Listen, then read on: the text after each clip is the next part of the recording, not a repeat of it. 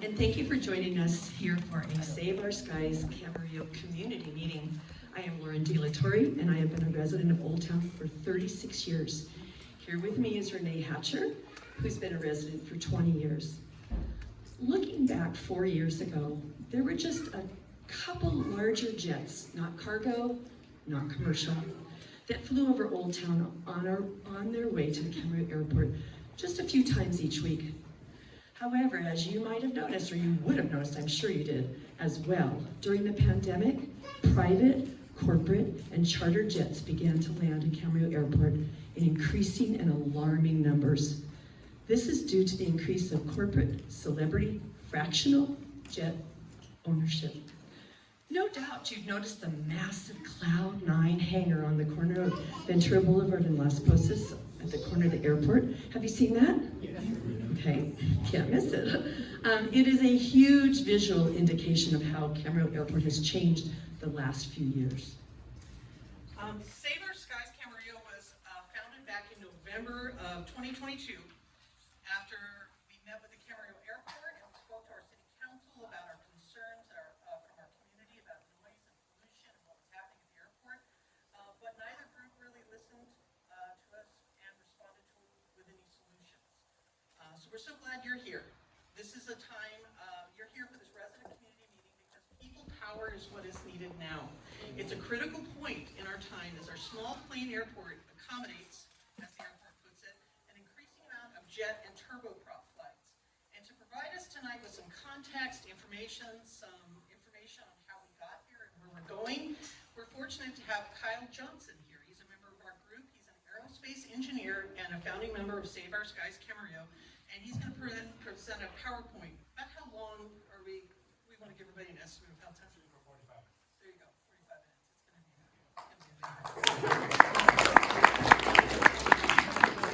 be Thank you. Yeah, I don't want another 3-hour meeting for those of you that were at the airport meeting last month. So yeah, as I said, we're Save Our Skies Camarillo, and on the cover of the slideshow here, I've got a picture of Sun Air jets, right? This is from their website.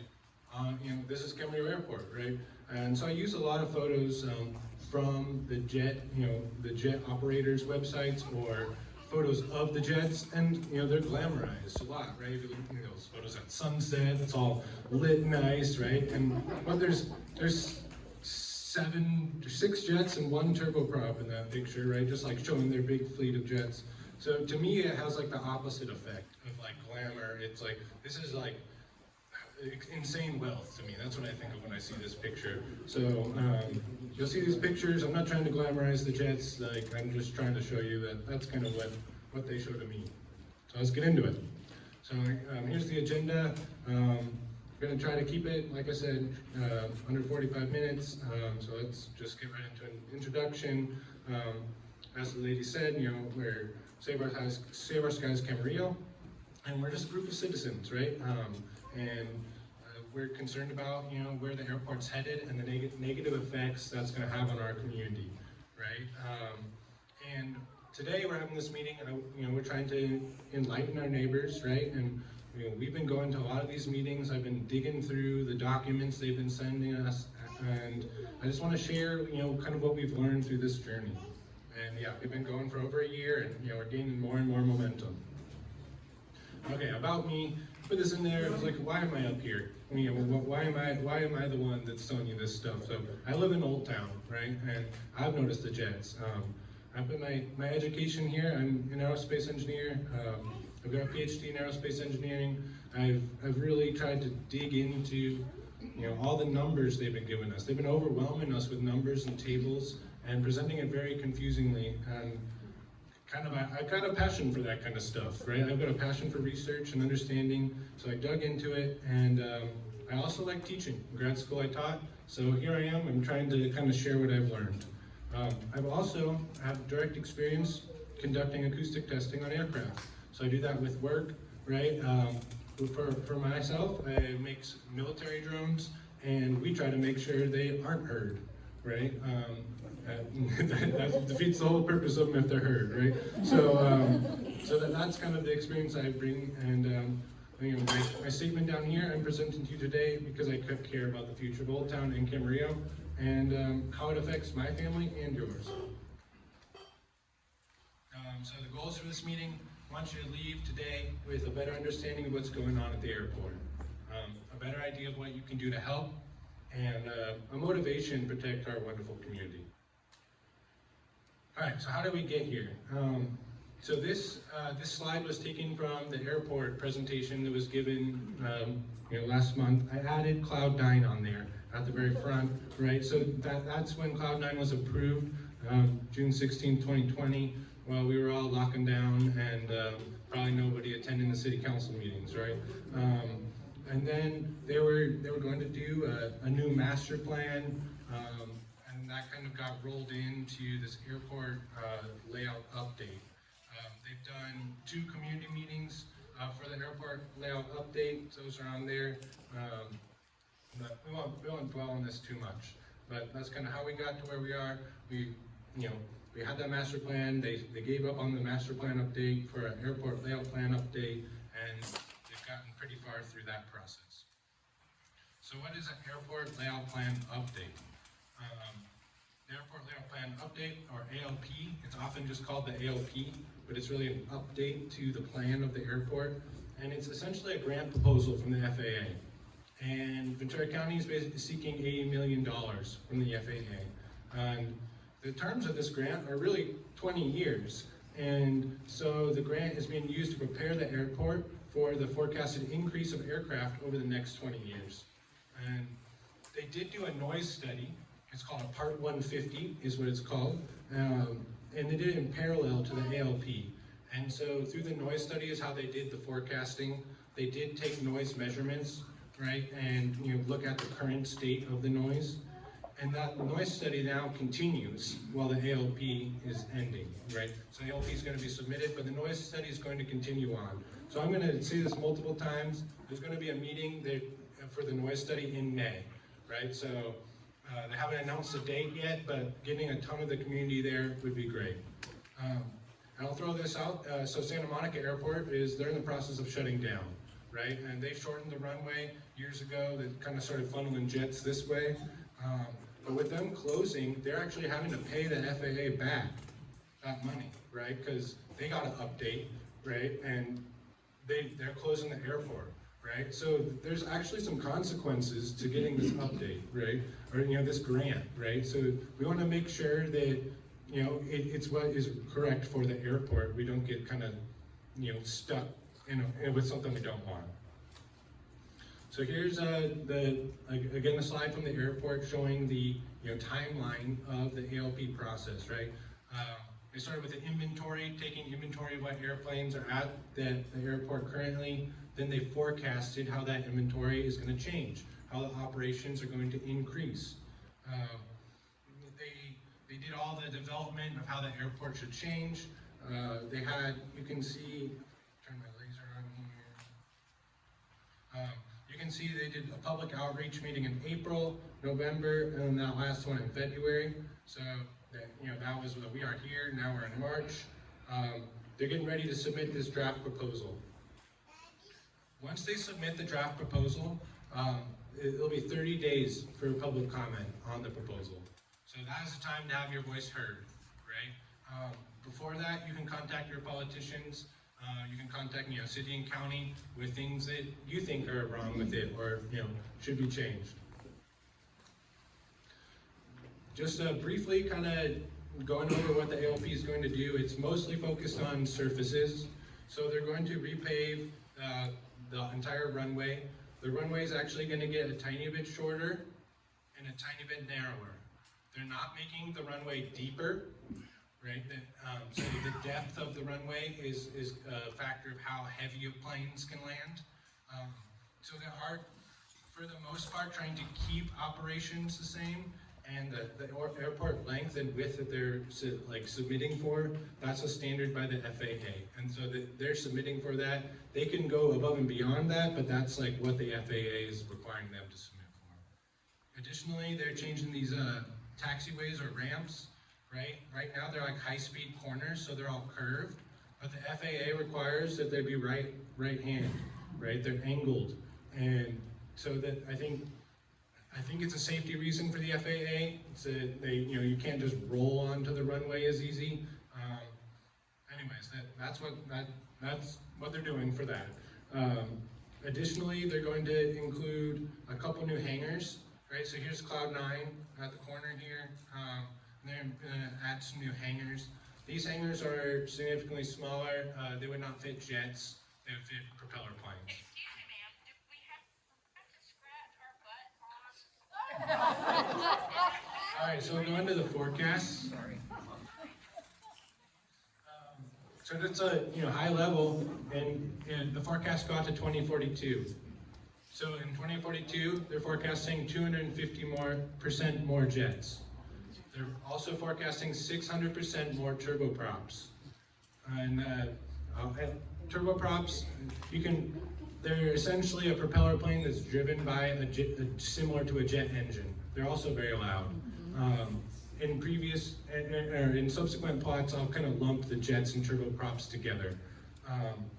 And so I lump them together as turbine operations. So that includes jets and turboprops. So they're showing 136 turbine operations per day in 2042, right? And an operation is either a landing or a takeoff. So if you want to know how many jets or turboprops would be landing over Old Town on an average day, it would be 66. Yes. You're talking about Old Town, and I understand a lot of people are much more versely affected. But I live up near Locker Park, and I feel exactly the same way you just said before. Old Town isn't. Yeah, that's good insight. Yeah, it's going to affect the whole community of Camarillo. So here's one of the tables that the county put out, right? And I've been rather critical to the county of this table, and I'm not going to leave it up for long because I think it is super confusing. The first thing they do is they divide everything into local and itinerant operations. A local operation is when you take off and land at the same airport. So that's a lot of the propeller planes. They're just taking off, flying around. Maybe they're doing touch and goes. Itinerant, that's you're flying in from a different airport or you're leaving Camarillo and going to a different airport. We're mostly concerned here about the jets and turboprops. Those are mostly itinerant operations, right? They're leaving or coming to the airport. So if we look at these numbers here, just under 4,000 turboprop and 7,800 jets in 2022, and how those are bumped. These are yearly numbers, by the way. In 2042, they're turboprops going up to 25,000, almost 26,000, and jets up to 23,000.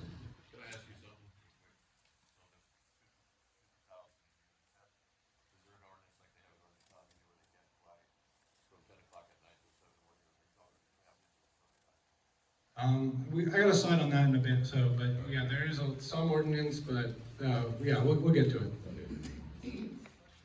So here I've made my own charts, and I basically took that table, right? And let's forget about the propellers and propeller planes as much. Let's just focus on the turbine aircraft, because that's mostly the noise we're really concerned with, right?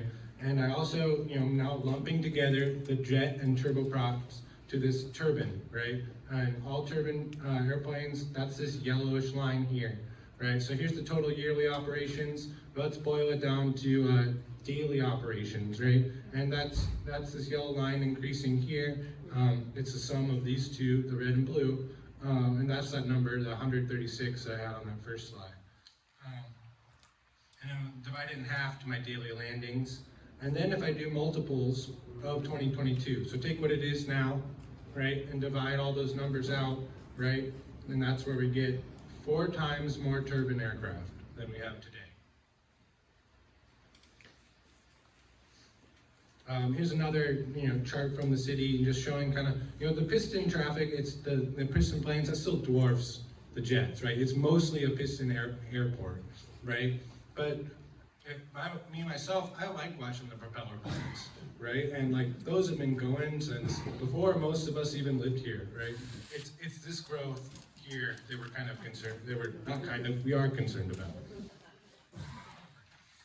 So how good is a forecast, right? We're just guessing, And the county likes to point out the 1999 forecast they did when they did an ALP, or another Part 150, right? So that's this yellow line. This black line is the actual total number of operations, how it's evolved over the years. So you can see in 2018, that 1999 forecast was saying there's going to be 315,000 operations, and it was way off, right? The county has pointed this out in multiple of their meetings. They're like, oh yeah, a lot of times these are overly conservative forecasts, right? Look how bad this one was. What they don't point out is this 2011 master plan forecast, which was pretty much spot on, right? It did a really good job. And then what's again not pointed out is this 2014 forecast is the least aggressive of the three, right? It's the lowest slope of all three of those as the growth of the airport. And I don't think that there's a chance that this forecast is going to be, it's definitely not going to be as high as this one, right? There's no chance of that, right? If anything, there's a chance it could be low, right? Like this forecast could be low. We could get more jets in its forecasting too, right? So this is what I'm saying, that there's a lot of information, and sometimes it's presented in a bit of a misleading manner, right? When they're only referencing this one being way off. This is our critical aircraft. This is the biggest aircraft that can land at Camarillo Airport. This aircraft is unchanged. The critical aircraft is unchanged from before and after the ALP update. But just to kind of spread awareness of this is how big of an airplane can land at Camarillo. To throw, I just looked it up the other day. It's $78 million new. I won't be getting one anytime soon. Can have 19 passengers. It has an 8,000-mile range, although the record flight from it was from Singapore to Tucson, Arizona at 9,600 miles. Right, it's a 15-hour plus flight. Gulfstream says, that with this jet you'll be flying farther faster than any other jet. Some notable owners, they're all the super billionaires we know, right? Elon, Bill Gates, Jeff Bezos, Ralph Lauren, and Nancy Walton-Lori, of Walmart. So, kind of one thing that we think draws a lot of these jets to Camarillo, these very expensive jets, is Camarillo's location, right? We're close to a lot of affluent areas, right? We've got Malibu, right down here, only 27 miles away. Even Santa Monica Airport closing and rolling back operations, and parts of Thousand Oaks, Westlake, Agora, and then we're not far from Ventura either. We like Camarillo. It's far enough away from LA, but we got everything right there. You all live here, right? Right? And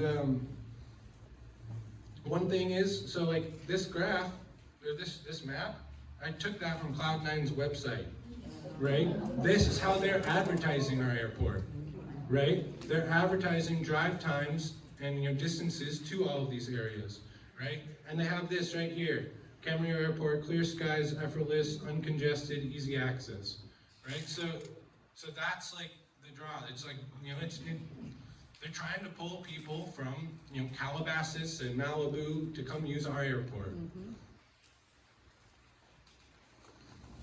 All right, so now we'll get into aircraft noise. So between Ventura County and the city of Camarillo, there's what's called the Joint Powers Agreement, or JPA. It was originally written in the 1970s, and it foresaw aircraft noise being an issue for the community all the way back to the 1970s. And they put these operating hours here as 7 a.m. to 10 p.m. of the airport, right? That has since in the 1980s was changed. The operating hours are now 5 a.m. to 12 a.m. This is not a restriction on landing.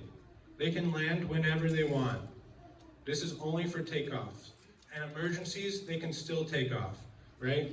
There are plenty of times I hear a jet landing at 3 a.m., right? So it's not like Burbank or Santa Ana Airport that have restrictions of when flights can leave, because they can do that because it's scheduled, commercial flights, right? They can just say Southwest, don't fly your planes out of here, But it's a lot harder with the private planes, I think, to shut down the airport to them. Do you know who changed the hours? I believe the county did.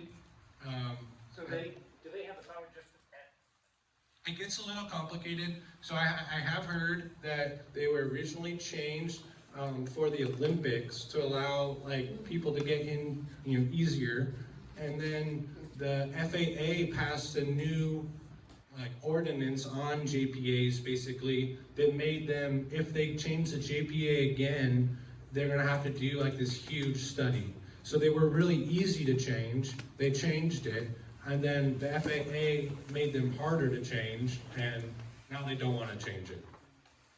So it's sort of like the poison pill of the ALP? Yeah, kind of. And the last one I'll highlight, we got highlighted here for the noise, right? They specify noise levels in two different ways.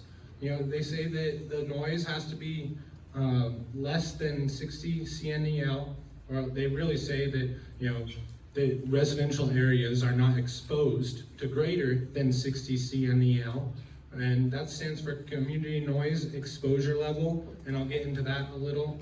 Or that any single event, so that could be a jet landing or taking off, not expose residential areas to greater than 90 dBA, and that's decibels with a weighting. And so here's a decibel. We'll start with decibels, and I got my disclaimer down here. I'm gonna get a little bit in the weeds with the acoustics here, okay? Acoustics are really tough, and they get presented to us in many different ways throughout this whole process, and I might bore some of you, sorry about that, but the more we know and understand what the county and the consultants are presenting to us, the better off we're gonna be. So I've got this chart here of what decibels kind of sound like. I'll just kind of point two out here that 60 dB, that's a normal conversation. 80 dB, that's a police siren, right? Sirens. And then 90 dB is the threshold. That's like hair dryers, blenders, power tools. And this graph, or this image here, right? There's distance. Distance is this is just kind of like a guideline, right? Obviously, if you're far away from a hair dryer, it's a lot quieter, right? Jets are really loud, right? If you're right next to a jet, they're super loud. They're over in the 130s. But so you got to factor in the distance too, is my point. When I say hair dryer, the jets sound louder than that, but it's because you're right next to a hair dryer, right? All right, so a little bit more on decibels. So a decibel is called sound intensity. It's a unit of sound intensity, and it's what's called a logarithmic scale. So that means that every time you increase 10 decibels, it's 10 times more. Right? So 40 dB is not 10 more than 30 dB. It is 10 times more than 30 dB, right? And so you'll commonly see, even in the JPA, we saw dBA, or dB sub A. And the A is a weighting that's applied. And the goal with A weighting is to mimic the human ear, right? And it is a very old weighting that there's much better ways we can mimic the human ear, but it gets much more complex. But you start to see there's the complexity of acoustics, of sounds and being made in waves, and there's the added complexity of how a human ear processes them, right? So there's kind of two factors going on here. Hear that, Jet? So what I want to point out about dBA is, so all these low frequency sounds, they're getting multiplied by these numbers, right? So these are all negative. All these low frequencies that humans are not good at hearing, they get reduced, right? And these frequencies that we are good at hearing, they get increased just a tiny bit, right? But then these higher frequencies get reduced. So this is a huge frequency range, right? But But for the most part, DBA is reducing the decibel level, right? So if you just had, a reading at 90 dB unweighted, you go to DBA, it's going to be less. Unless it's like only in that super specific range, right? One more thing to throw out, and this is kind of the complexity of the human ear and acoustics. So an increase of 10 decibels, it sounds twice as loud to us, right? And so, yeah, I'll just leave it at that. We don't have to get into the math of it, because it's a lot, and I had to look at it a ton too. And so if we say an 80 dB jet, right, well, that's below the 90 dB threshold, but an 80 dB jet sounds 4 times louder to us than just a regular conversation, despite being 100 times more sound intensity. So here's the table of the noise study that Kaufman Associates did. The Kaufman Associates are a group that the county hired. They specialize in just doing airport updates like this all over the country, right? So here's another table they presented, and look at it, it's a lot. So a lot of you may have seen this table. I know I've looked at it a ton, and they had 8 different sites that they had noise monitoring stations and equipment at, right, for multiple days. And then they recorded a bunch of events of aircraft, right? And then over here they tallied, there's one in Spanish Hills, Grandview, Carmen, that's City Hall, Grandview and Cedar, that's the water tower, right? So they had them, there were 3 in Old Town, and then a couple out, there were a couple out throughout the rest of the city.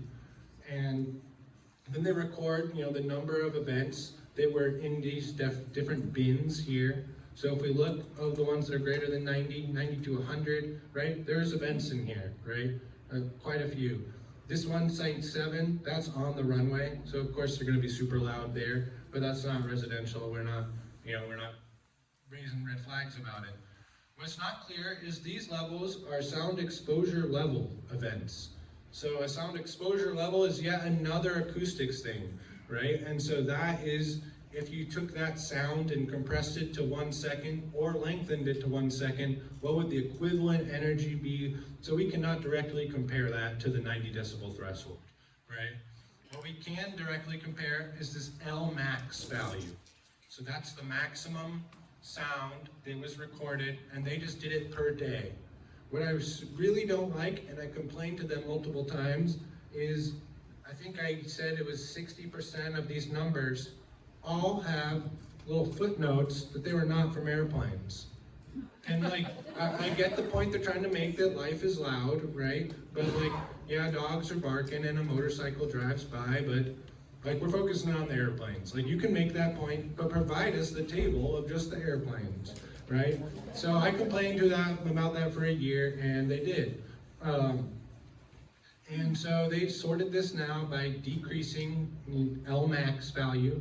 So there's only one airplane they've got in all of their monitoring that was above the 90 dB threshold, and that was it's a Russian MiG that lives at the Air Force Memorial Museum there. Okay, whatever. That thing does. It's not a commuter jet. It flies, maybe once or twice a year, right?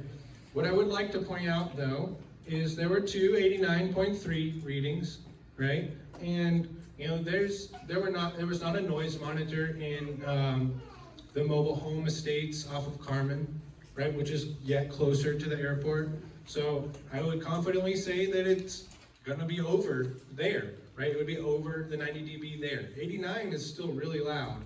And if we look, there's 19 that are over 80 dB, which is still really loud, right? So just that's their data. Let's also review what is a CNEL. That stands for Community Noise Equivalent Level. And so basically, you're gonna take all the noise, you're gonna record constantly for 24 hours, and you're gonna average. Yes, you have a question? Yes, did the study differentiate between military aircraft going into Port Purdue and aircraft coming into Camarillo? I don't think it did in this plot. It's not clear, or this table. Fly the PAR in the Camarillo, the Yeah, and it would depend which noise monitor, right, is picking it up too, right? Like, Point Magoo definitely affects our community as well, right? But as one of the gentlemen here was telling me, it's like, that's like a price of freedom more, right? It's like this is not a billionaire flying over us. This is the military, right? And so, and also, I'm ready to go against the county, but I'm not ready to go battle, Point Magoo of them being too loud. What about air pollution? Nobody's spoken about air pollution. Yeah, I got a slide on air pollution. We'll get to it. So the CNEL, it's taken all of that sound over like 24 hours, and it's basically averaging it. And so that's the average sound that a person's getting exposed to in a day, right? So it's an attempt to kind of quantify loud sounds and frequent sounds. So if you've got tons of jets flying over, and they're all loud, this number's going to be big, right? And that's why, the threshold from the JPA was 60. Right, so it gets averaged down by all the quiet times, but it's still a set threshold. They do apply a 5 decibel penalty for any airport activity between 7 and 10 p.m.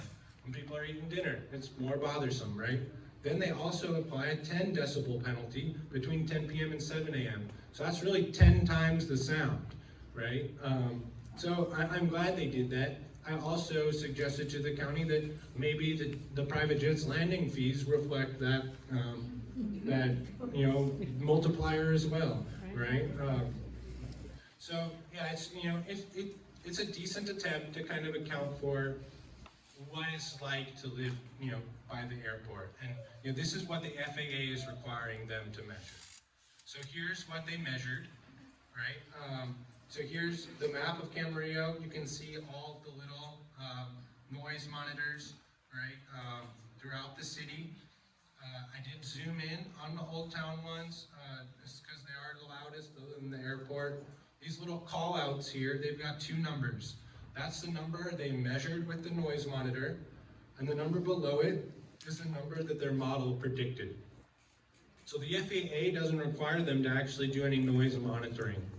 The FAA has a model, a computer model, and they load in all of the aircraft they're landing. They have sound profiles for every aircraft, and then they just basically model what that sound exposure, the community noise level is. And they're pretty close.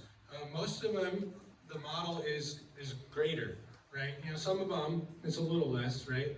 But still, it's not over the JPA limits, right? So just kind of in summary of the CNEL results, right?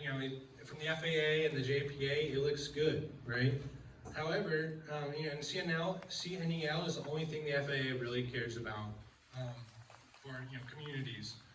But it's actually being highly debated right now if that's the best metric to kind of show in a lived-in experience. And there's much larger groups than us, right? There's statewide groups that are doing similar things too, and we're starting to look into that too. Of is this the best metric, and does the FAA need to update their guidance? Even one of the consultants was telling me to look into that, right? So they know, they're kind of fixed to play the FAA's game too, right? It's a very bureaucratic process, right? But just to throw that out there, it's it's debated if it's the best. So I got motivated by all this, and I did my own noise study. So with permission, I borrowed the sound monitor we have at work, and actually spec'd out this sound monitor and bought it for some testing I was doing at work too. But it just so happened to be the same exact one that the Kaufman Associates used. It's Larson Davis Sound Advisor 831C.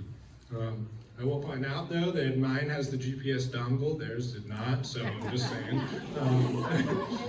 So I recorded in my backyard from Friday, February 23rd at 6 p.m. to Sunday, February 25th at 10 p.m.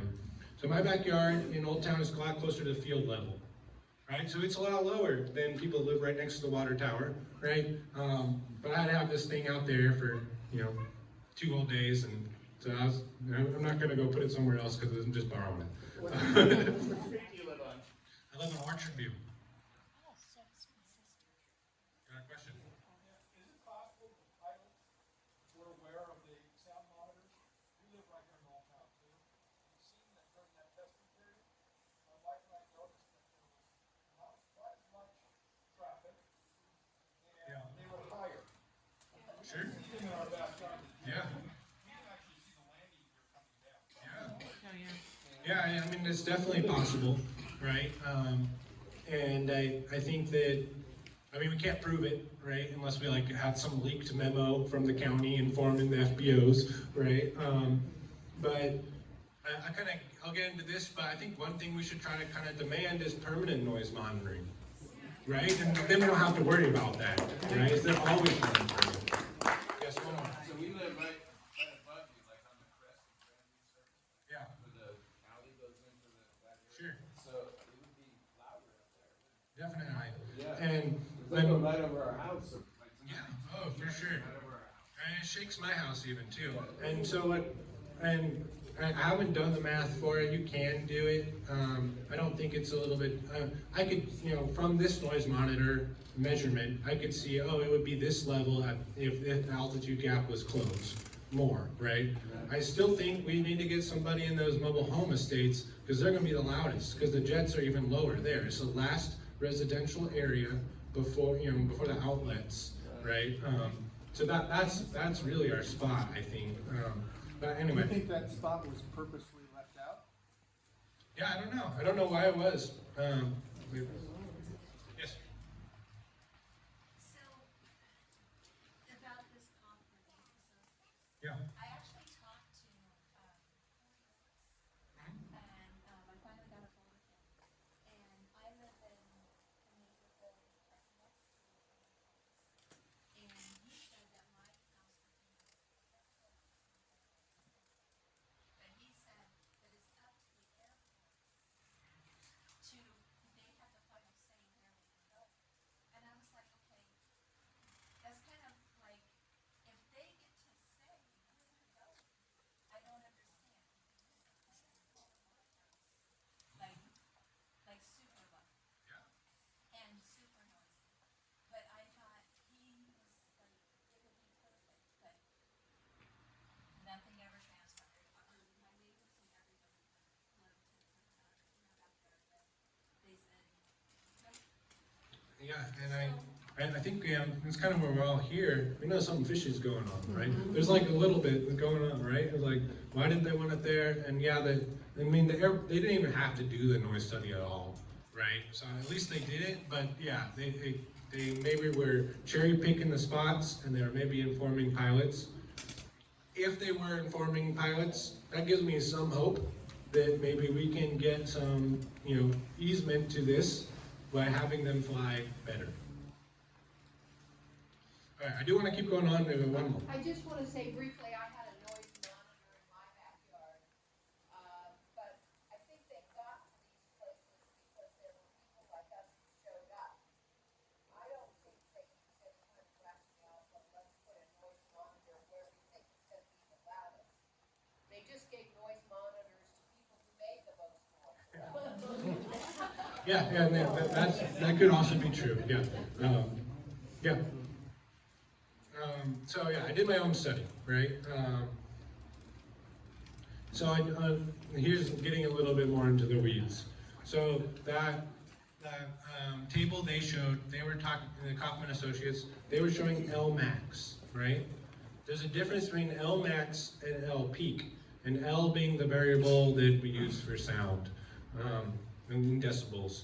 So L peak is the absolute most, maximum reading that was recorded, right? With L max, there's some more filtering going on, right? It's actually, there's some time averaging going on of the signal, right? Kind of similar to how a CNEL is done, but over a much smaller time span, less than a second, right? Because sound is a wave; it's fluctuating up and down. So there's L max, there's L peak, or L peak and L min, and there is some justification. I have this quote here that's actually from the website that makes the sound analyzer I use, saying that most of the time L peak is not the most important consideration. It is that L max.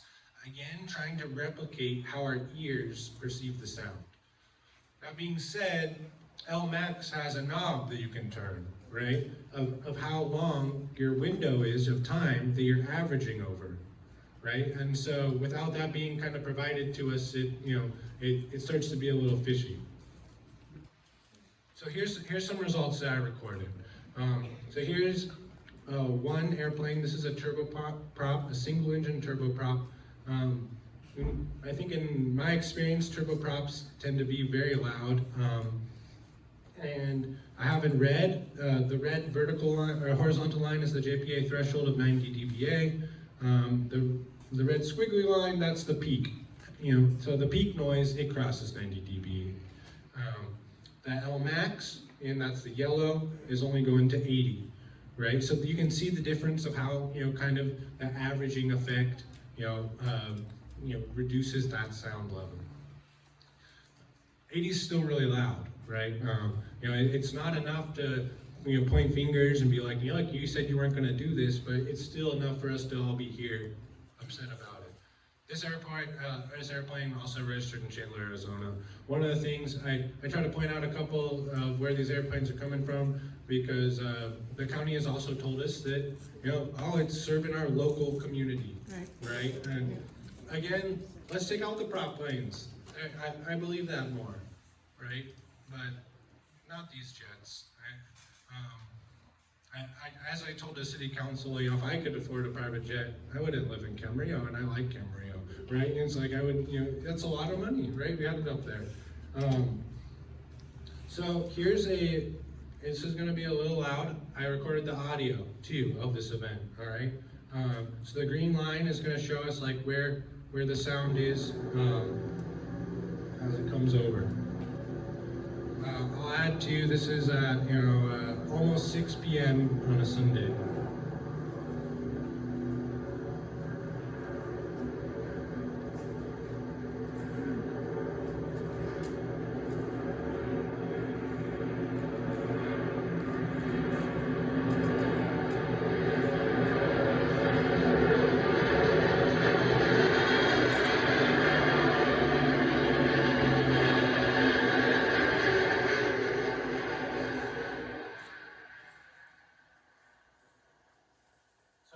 Of those. I'm not going to sit here and play all of them for you,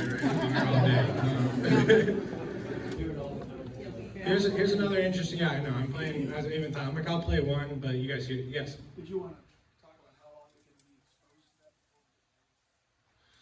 to that? So the 80 decibels, there's a couple different schools of thought on that too, but the 80 decibels I think is usually 30 minutes. I believe it's 30 continuous minutes. So yeah. It's not quite for hearing damage by, I'm not remembering who's like the authority on that, maybe. Doesn't mean though that there aren't other. Yeah, but it's definitely, there's, damages from nuisance and, stress and all that as well. So here's another interesting one. All these planes, the L peak in red, were relatively quieter, but they were 4 jets in 4 minutes on Saturday, and I was outside for that one. I even wrote them all down. I'm like, I'm gonna go find this in the data, the times. So that was a lot, right? Just one after another, right? So here's some kind of overall statistics from my noise study, right? So I had 40 jets, all louder than 80 decibels. And I started too late on Friday, and I was really hopeful Friday. Friday evenings are usually a lot, but it was a really slow Friday. But anyways, all the jets were Saturday and Sunday, right? So everything I was Saturday and Sunday. 22 of those 40 jets were on Saturday, right? So right now, our average landing of jets from the forecast is 17.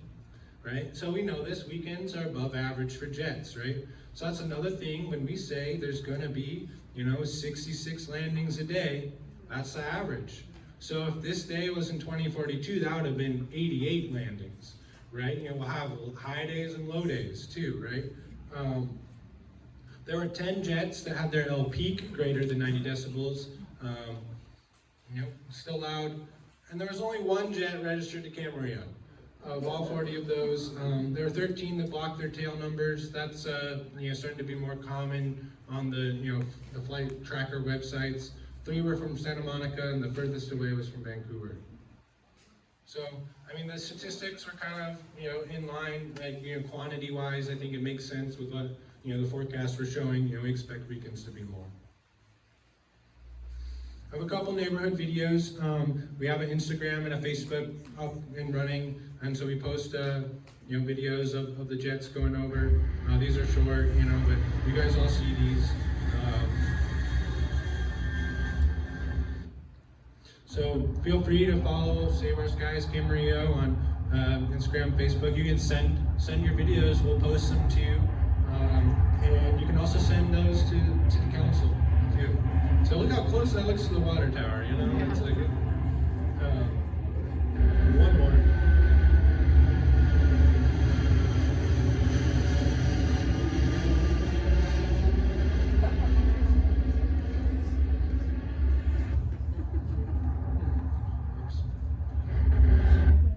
Alright, so now let's get on to aircraft emissions.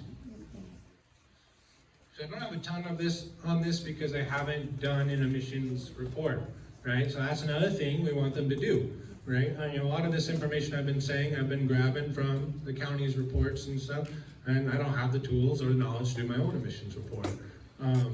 But so this is some excerpts from a news article. I think it was, I don't know if it was originally Yahoo News, but it was posted all over. But private jets are making up 1 out of every 6 flights handled by the FAA. And yet they contribute just 2% of the taxes, that make up the funds for the FAA. And then this makes sense. Private jets they emit 10 times more pollutants than commercial jets per passenger, right? So I mean, it's the ultra wealthy, right? They're flying private jets, and they're costing people, with not paying them their taxes to FAA, and also with the pollutants they're dropping all over us. There's a study from NIH, the National Library of Medicine, showing that jet emissions contain nanoparticles that can be hazardous to breathe.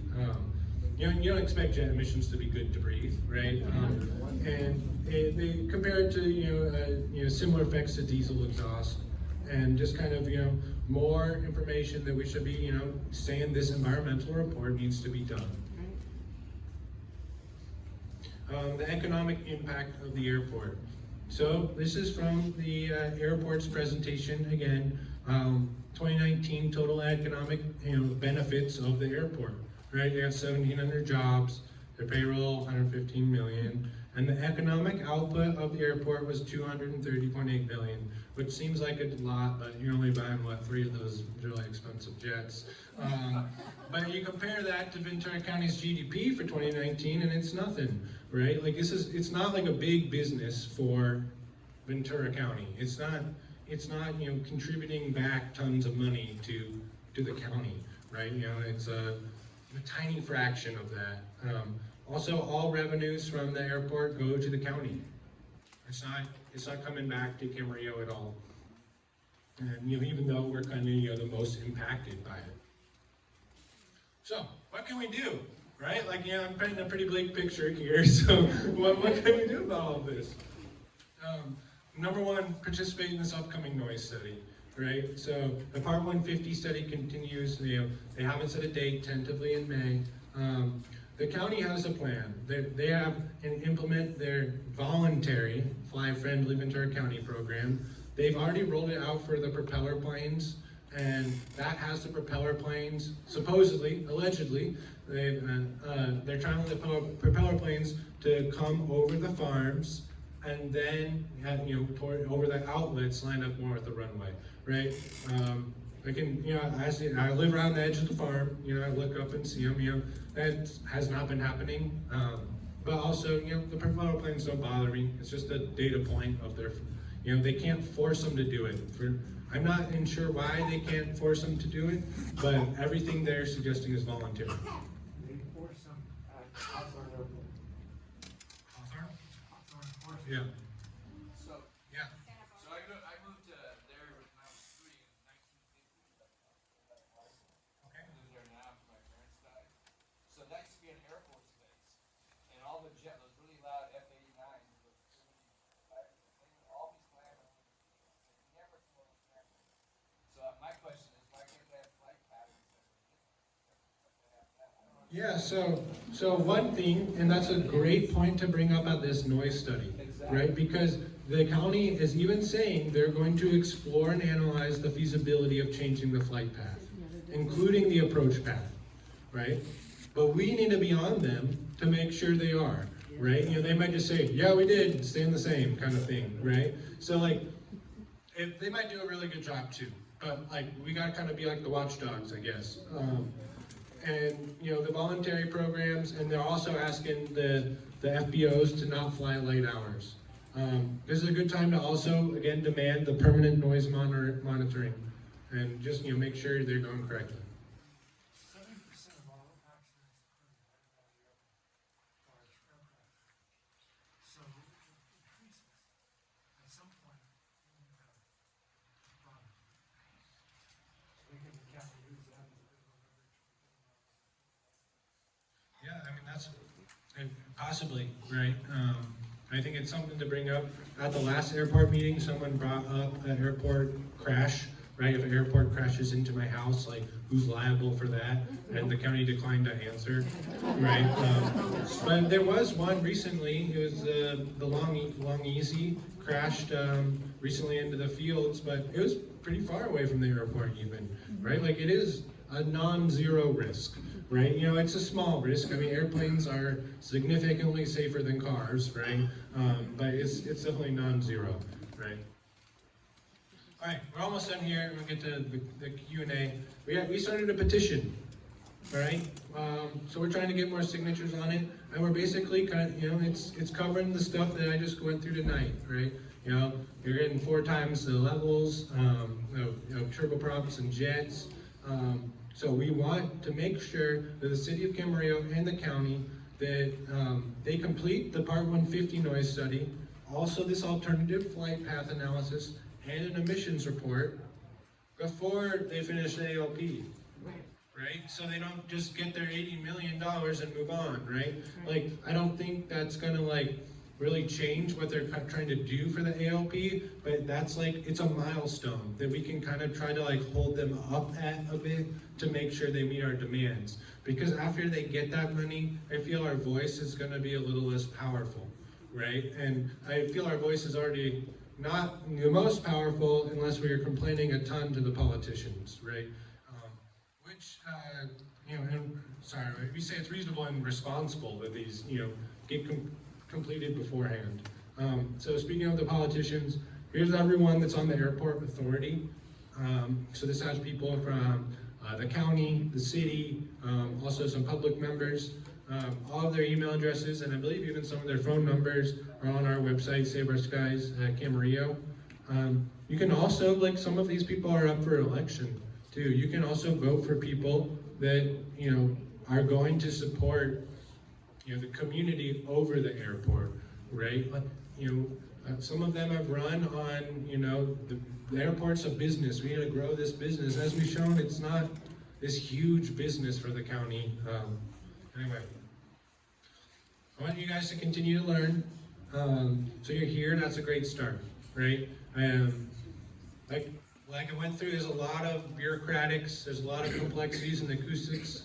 And we can't just say, jets are too loud, right? We gotta kind of play this game, right? We gotta get involved. We gotta get involved in the studies, attend those noise studies. And the more we know, the more we can influence a solution. And I want to take the time to thank you all for coming. And now I'll take any questions. Thank you.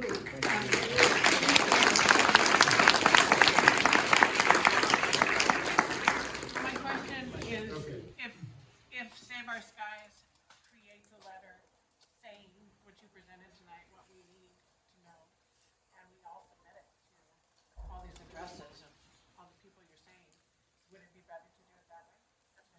Like a form letter, Right. yeah, sure. And it's gonna hit all these points, so we're not missing any. Yeah. And we can just pull it down, sign it, send it to all these people. That's, the idea behind the petition, but that is a great idea too, that if we put out, Going through the back if we door. did that, if we created a form letter for you. Right. We would love to have you guys sign it and send it in. And then Or it you could could do hit your all own these as well. Yeah, you could, but it would just hit everything he's talked about. Yes, Would show a united front. yes, All on the yes, same it would. letter. Sorry, your question? Is it time, or have we missed any time for legal action? The question is, have we missed any window of time to do legal action? I don't think we've ever missed time to do legal action. But, That needs to be done. Lobbyists, legal action, how do we do that? that's a Any great lawyers question. in the room? Are there any lawyers in the room that want to take us on pro bono? You gotta hire a lawyer. Our Save Our Skies, I think Meryl can answer to this. We are speaking with some lawyers, none of them with aviation experience in particular, which is what we really need. But we have someone who would, I think is gonna help us with the emissions.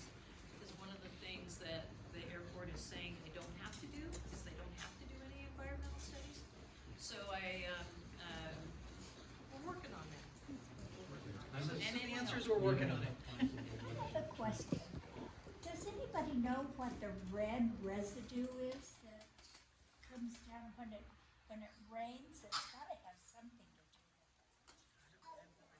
with it. I find it in my bird bath and things after the I haven't rain. noticed it in particular. I'm sorry, there's a question over here?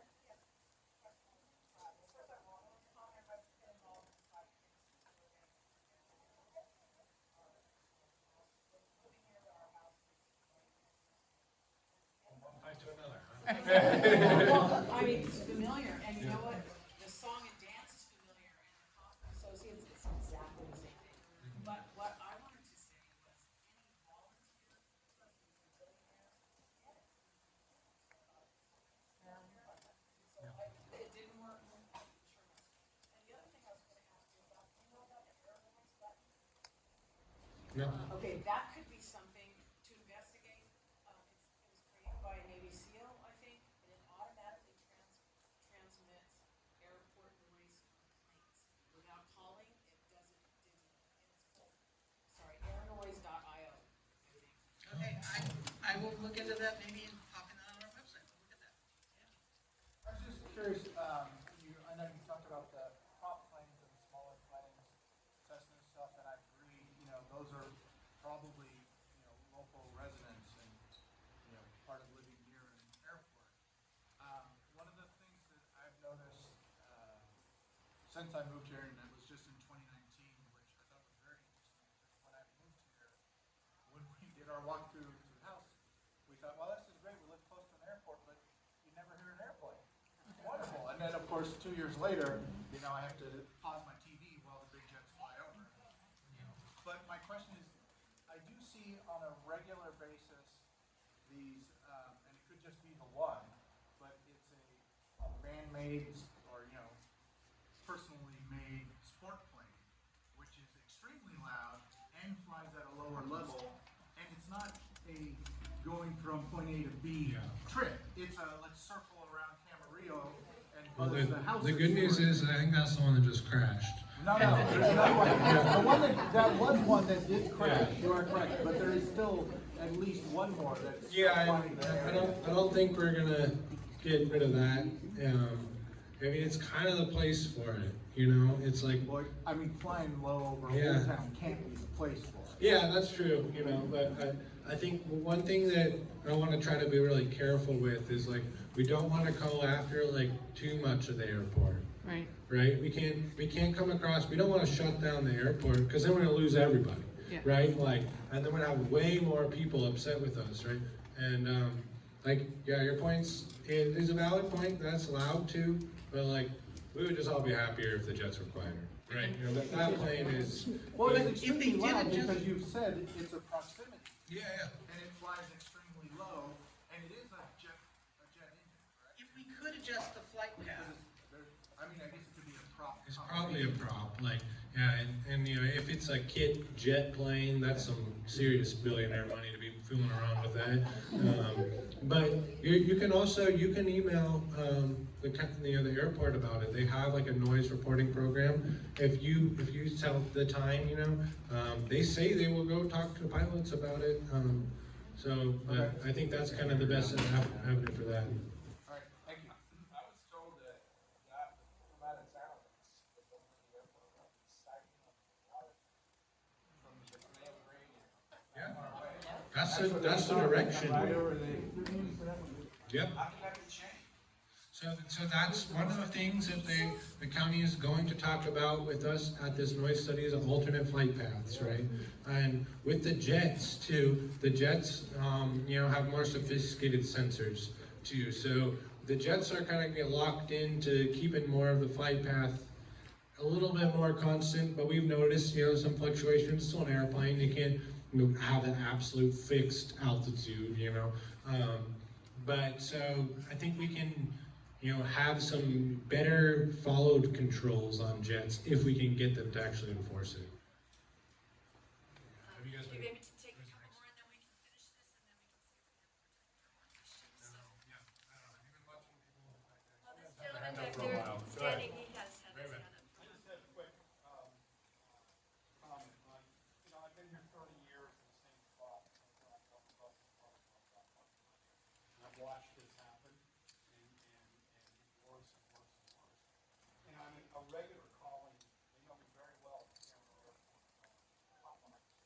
And now the answer on the hotline is because the county or the city of Camarillo have accepted the grants, that it is no longer their problem, that they can't do anything here. It's all the FAA and they're giving us contact numbers for the FAA now. Is that number the noise complaint line? Noise It says- complaint. Yeah, guy was on the phone with me the last time, 10 minutes. He said, I just can't do anything. And I go, wow, that's really welcome to hear that, but, so anyway, that's what the last thing I heard. Do you know the minimum elevation? Like at the home park, what they're supposed to be at? I do. I have done approach altitudes of the two different approaches they specify. I don't have the chart with me like right now to show, but I've looked at it. But I just recently when I did the noise study, that was 2 weekends ago. That's when I started thinking about the mobile homes more, right? I've been very focused on Old Town. That's where I am, and because of the iconic water tower to line up on. But yeah, that's something that we could look at too. So we're gonna stop right now because we have just a couple more things to cover. And then we'll be here answering your questions and talk about it. But first, I want to thank Kyle.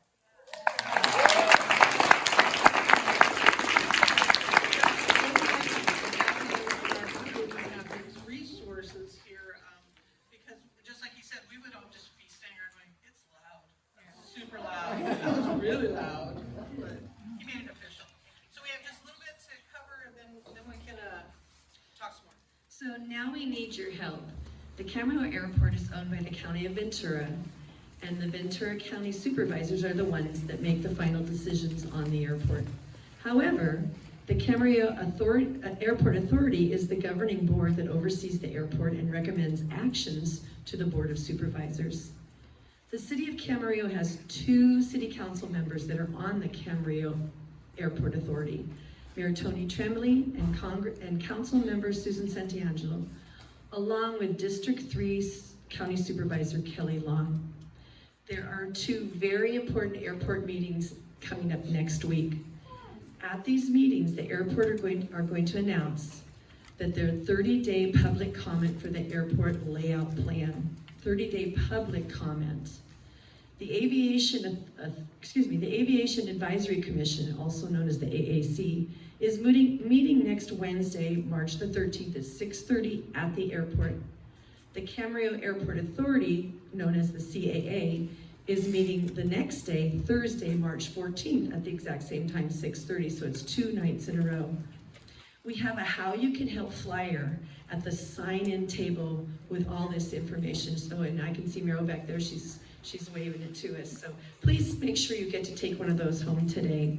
It's got very, very important information.